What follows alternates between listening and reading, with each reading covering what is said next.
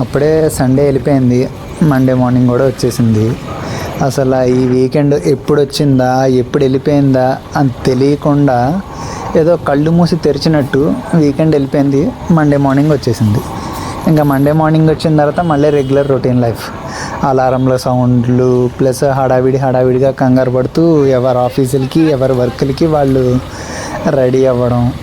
దానికి తోడు Monday morning ఉండే మన హైదరాబాద్ పీక్ ట్రాఫిక్లో ఇబ్బందులు పడ్డం.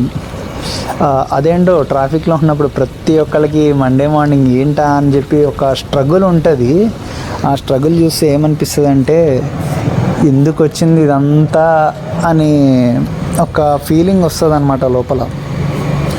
కానీ ఏం చేస్తాం బ్రో, మనం మిడిల్ క్లాస్ కదా, ఇంట్లో రెస్పాన్సిబిలిటీస్ చూడాలి, లోన్లు ఈఎంఐలు ఇలాంటివి మనకు ఎన్నో ఉంటాయి. ఇవన్నీ కట్టాలి అంటే ఇంకా మనకు మండే మార్నింగ్ ఈ ప్రెషర్లు తప్పవు. కానీ వీక్ మొత్తం మళ్ళీ ఎనర్జెటిక్గా స్టార్ట్ చేయండి. అలానే కొత్త మంత్ కదా, ఈ మంత్ కూడా అంతే ఎనర్జెటిక్గా స్టార్ట్ చేయండి. ఇంతకీ ఇప్పుడు మీరు ఆఫీస్కి వెళ్ళిపోయారా లేదా నాలాగా ట్రాఫిక్ జామ్లో ఇరికిపోయారా? కామెంట్ సెక్షన్లో చెప్పండి.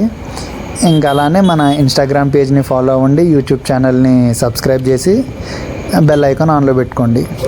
By by everyone.